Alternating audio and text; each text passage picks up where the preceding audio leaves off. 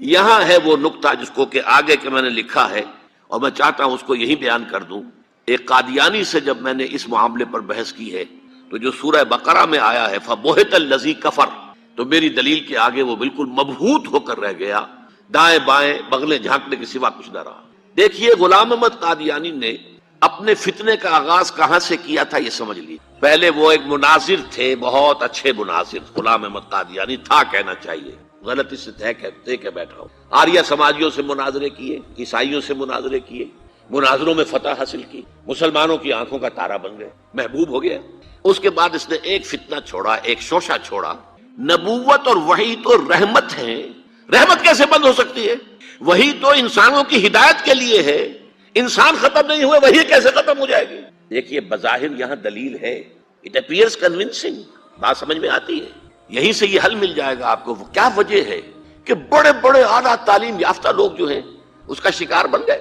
دنیا میں ایک ہی مسلمان نام کا سائنسدان جو ہے وہ آیا ہے ٹاپ پر، وہ قادیانی. ایک ہی مسلمانوں کا نام رکھنے والا جو ہے وہ international court of justice Hague کا جو ہے جج بنا ہے، وہ کون؟ قادیانی. ڈاکٹرز قادیانی، انجینئرز قادیانی، بڑے بڑے. یہ کیوں؟ یہ بات ایسی تھی کہ جو بظاہر دل کو اپیل کرتی ہے کہ جب حضرت آدم سے کہا تھا اما یاتینکم منی ھدی فمن تبع ھدایا فلا خوف علیہم ولا هم یحزنون، انسانوں کی ہدایت کے لیے وحی کا راستہ کھولا گیا. ابھی انسان ختم نہیں ہوئے، وحی کا کیسے دروازہ بند ہو جائے گا؟ اجرائے وحی کا پہلے شوشہ چھوڑا، اور جب وحی جاری ہے تو نبوت جاری ہے، لہذا پھر آخر میں آ کے نبوت کا دعویٰ کر دیا. اس نے ایک مسئلہ اور استعمال کیا. یہ اصل میں چالاک اور ہوشیار لوگوں کے معاملات ہوتے ہیں. عوام الناس کی نفسیات کو متاثر کرنے کے لیے ایک اور شوشہ چھوڑا. دیکھو یہ کیسے ہو سکتا ہے؟ ہمارے نبی حضرت محمد صلی اللہ علیہ وسلم وہ فوت بھی ہو گئے، دفن بھی ہو گئے، زیر زمین دفن ہے، اور عیسیٰ ابن مریم وہ آسمان پر اٹھا لیے گئے، وہ آسمان پر ہے. کیسے ہو سکتا؟ اب عام مسلمان کے لیے اس میں بھی ایک اپیل کہ اس میں تو گویا کہ ثابت ہوا کہ حضرت عیسیٰ ابن مریم جو ہے وہ افضل ہو گئے محمد سے صلی اللہ علیہ وسلم. یہ ہیں وہ چیزیں کہ جن سے حالانکہ افضلیت کا اس سے کوئی تعلق نہیں. اصحاب کہف اگر 300 برس تک سوتے رہے تو اس میں کون سی افضلیت ہو گئی؟ کوئی افضلیت کا سوال نہیں.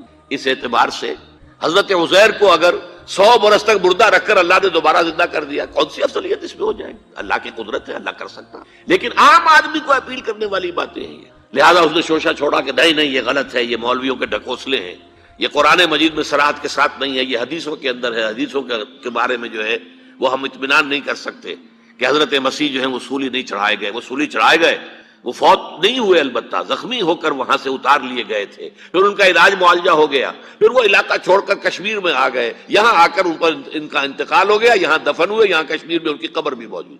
یہ دو ایشو ہیں جو اس شخص نے اٹھائے، اور اس سے عوام الناس جو ہیں جن کے اندر کے علم کی پختگی نہیں ہوتی، یا جذباتی طور پر آپ انہیں متاثر کر سکتے ہیں، یا جیسا کہ میں نے پہلی بات کہی تھی اس میں تو یقیناً ایک وزن کی بات نظر آتی ہے کہ یہ رحمت ہے، وہی رحمت ہے، نبوت رحمت ہے. اللہ کی رحمت بند ہو جائے گی کیسے؟ اب اس کا جواب ہے یہاں. میں نے اس قادیانی سے کہا کہ مجھے یہ بتاؤ کہ کیا تم یہ مانتے ہو کہ اللہ کی ہدایت قرآن میں کامل ہو گئی؟ انہوں نے کہا ہاں ہم مانتے ہیں، ہدایت کامل ہو گئی. میں نے کہا کیا تم یہ مانتے ہو کہ قرآن محفوظ ہے، اس میں تحریف نہیں ہوئی؟ کہ ہاں مانتے ہیں قرآن محفوظ ہے، اس میں تحریف نہیں ہوئی. پھر میں نے کہا مجھے منطقی وجہ بتاؤ، پھر اس وحی کی کھڑکی کو کھلے رکھنے کا فائدہ کیا ہے؟ وہاں سے جو آنا تھا جو مکمل ہو گیا قرآن. ہاں قرآن میں اگر تحریف ہو جاتی، اس کی حفاظت کا ذمہ نہ لیا گیا ہوتا تو کسی نبی کی ضرورت تھی کہ جو آ کے اس کی تصحیح کرتا کہ یہ بات یوں نہیں یوں تھی، یہ غلطی کر دی گئی ہے، ورنہ حقیقت یوں تھی. منطقی اعتبار سے ایک حاجت، ایک جواز پیدا ہوتا ہے اس وحی کے جاری رہنے کا اور نبوت کے جاری رہنے کا، بشرطے کہ ان دو باتوں میں سے کسی ایک کو مانو. یا تو یہ کہو کہ ہدایت قرآن میں مکمل نہیں ہوئی، اور یا کہو ہو تو گئی تھی لیکن قرآن جو ہے گم ہو گیا، قرآن کے اندر تحریف ہو گئی، وہ اصل قرآن نہیں ہے. یہ دونوں باتیں نہیں مانتے تو مجھے بتاؤ عقلی اعتبار سے، منطقی اعتبار سے کہاں کوئی جواز پیدا ہوتا ہے اس کھڑکی کو کھلے رکھ دے. فَبُہِتَ الَّذِي كَفَرَ، جیسا کہ میں نے پہلے آپ کو بتایا، بالکل مبہوت ہو گیا کہ واقعتاً آپ کی دلیل بہت مضبوط. تو یہ پہلی بات ہوئی. پہلا مظہر نبوت کی تکمیل کا کیا ہے کہ وہ ہدایت، فلسفیانہ ہدایت، ایمان کی ہدایت، فکری اور نظری ہدایت جو اللہ تعالیٰ نے انسانوں کو دینی تھی وہ قرآن میں مکمل ہو گئی. دوسرے دین حق دیا گیا، اور دین حق کی بھی تکمیل ہوئی ہے محمد الرسول اللہ پر صلی اللہ علیہ وسلم. اس کی آیت تو میں پہلے ہی آپ کو سنا چکا ہوں. الیوم اکملت لکم دینکم واتممت علیکم نعمتی ورضیت لکم الاسلام دینا. لیکن اس کے بھی پس منظر کو سمجھ لیجئے. جیسے انسان کے ذہنی ارتقاء کے مراحل آئے ہیں، فلسفیانہ شعور میں ترقی ہوئی ہے، اور ہوتے ہوتے وہ اپنے بلوغ کو پہنچا ہے، میچورٹی کو پہنچا ہے، ایسے ہی انسان کے اندر تمدنی طور پر ارتقاء ہوا ہے. ایک دور وہ تھا عبادت کی ایک روح بتائی حضور نے، لب لباب کہیے اس کا، وہ کیا ہے؟ دعا. الدعاء مخ العبادہ، الدعاء هو العبادہ. حضور کی یہ دو احادیث بہت سادہ، بہت مختصر. دعا ہی عبادت کا جوہر ہے. مخ کہتے ہیں ہڈی کے اندر جو گودا ہوتا ہے وہ مخ ہے. گودا جو ہے عبادت کا وہ کیا ہے؟ دعا. توحید فی الدعا کیا ہے؟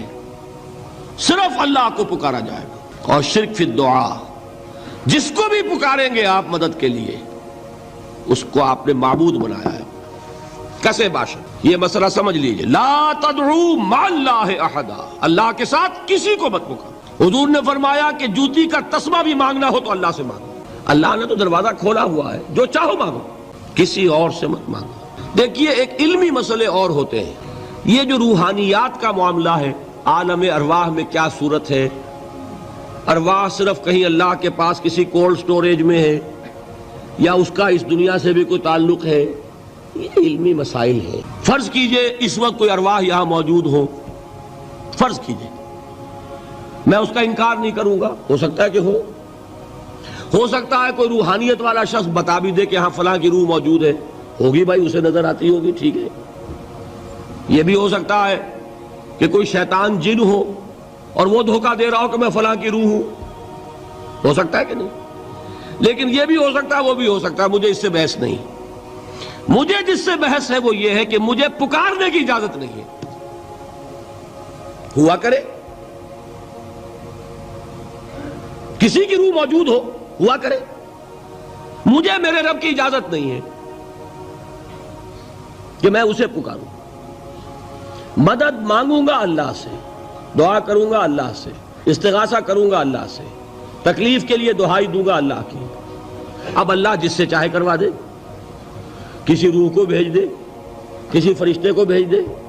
مجھے کیا ہے؟ مجھے آم کھانے ہیں، پیڑ نہیں گننے. فلاں روح نے آگے کام کر دیا، کرے بھائی، میرا کام بننا چاہیے. اور فرشتہ آ گیا، اس نے کام بنا دیا، کرے، مجھے کیا غرض ہے اس سے؟ میرا کام بننا چاہیے. میرا مسئلہ یہ ہے کہ مجھے پکارنا ہے صرف اللہ. اللہ کو اس کی بھی قدرت ہے کسی کو نہ بھیجے، نہ کسی روح کو بھیجے، نہ ملائکہ کو بھیجے، بغیر کسی کے جو چاہے کر دے. اللہ کا مرضی ہے، وہ چاہے کسی روح کو بھیج دے، کسی فرشتے کو بھیج دے. مجھے اس سے غرض ہی کوئی نہیں. مجھے تو اپنی تکلیف کا دور ہونا مطلوب ہے، اس کے لیے میں پکاروں گا. سمجھ رہے؟ دیکھیے میں سادہ ترین کر رہا ہوں مسئلہ. عبد القادر جیلانی کی روح یہاں ہے یا نہیں، حضور کی روح انور یہاں ہے یا نہیں، یہ تو علمی مسئلہ ہو گیا نا.